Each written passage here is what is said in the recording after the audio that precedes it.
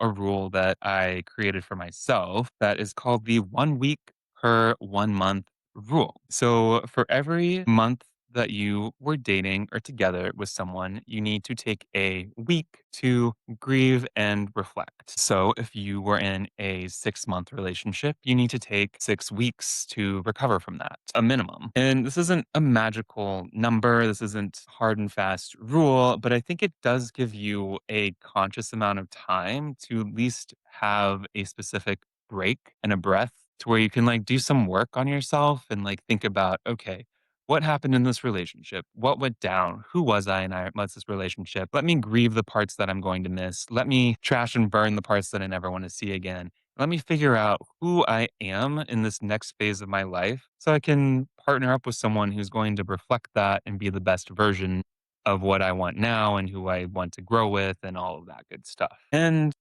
I'm gonna be honest here. I did not invent this rule out of thin air or because I was just like super emotionally evolved. Like all rules, it was made because of past experience. So I was definitely the person who would have a breakup and then that weekend would be downloading dating apps and planning a date because really I didn't want to be by myself and I didn't want to take the time to reflect on anything that happened. I wanted to like move over to like the next thing. So there's no processing, there's no reflecting, there's no figuring out who I was. It was like simply taking myself and trying to insert myself in another relationship dynamic. And typically that relationship dynamic would be the same because I didn't have any time to process what I wanted.